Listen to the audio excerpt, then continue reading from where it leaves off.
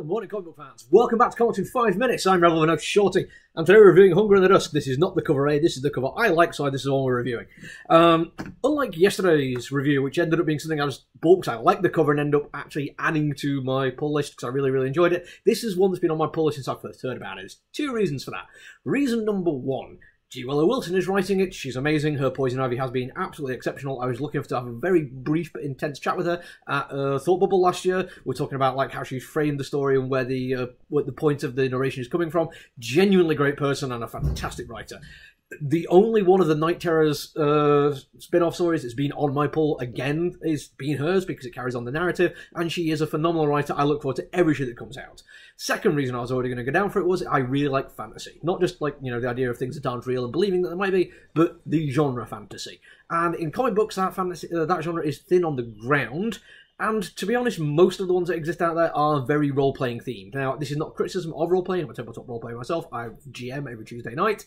But I don't particularly get on with a lot of the mainstream D&D kind of system. So, like, all the D&D comic books are out straight away. Critical Role, out straight away. And then there's a whole bunch which are interesting because they are role-playing themed, but not specifically to do with a particular one, like Adventure Zone, Looking for Group, even Quested.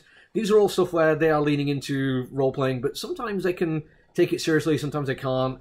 What I like is just fantasy, where you can just have people be fantasy characters in this fantasy world and do things without really worrying about this kind of narrative of a role-playing game. Because as a role-player, what I really like is playing or GMing. What I really like is watching YouTube videos of people playing the games, or even reading comic books or books about people playing the games. I'd much rather play the games. Fantasy, as an escape from that, is something where I don't really have to have a commitment or an engagement with it as part of something that I experience, but instead be told the story. And it's brilliant, and it works 100% for that. Genuinely love it. But there's one extra thing worth pointing out, because I never said anything about the art when I was like, oh, I'm totally going to put this on my pull list. I'd heard of Chris Wildgoose. Like the name rang a bell, but I was struggling to think of anything I've actually read where his artwork stood out. But I was like, nah, I'll trust it. G. Willow Wilson, fantasy comic book, no, I'm going to like it. And oh lord, it's fantastic. It is beautiful.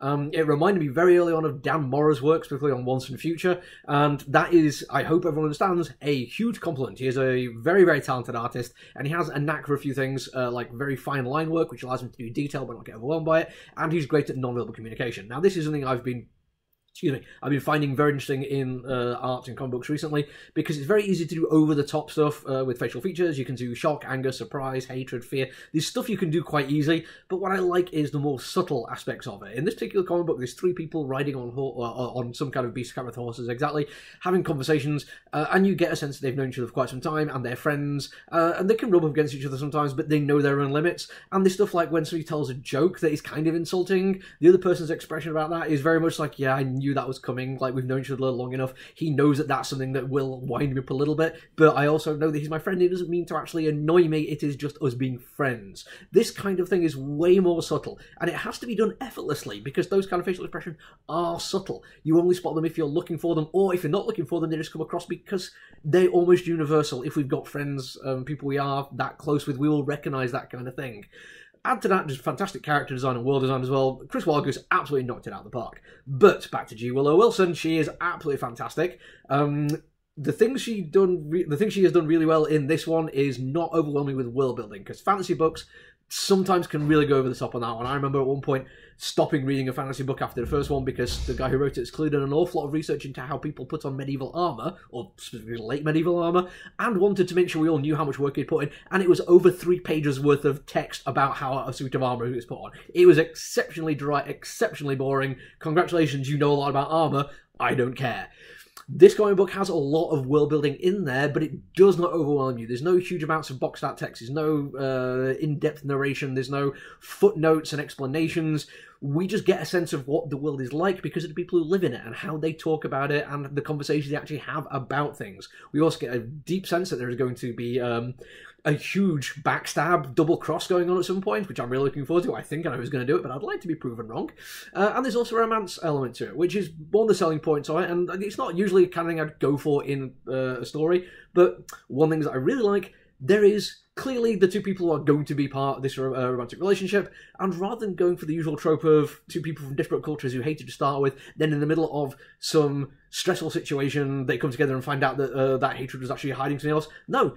it's far more naturalistic that these are just two people who get on. They both have common goals, which is working together, and they both prove that they're very capable to each other. And very early on, you can say, like, oh, these two like each other. That's nice. It's going against trope and actually being far more naturalistic.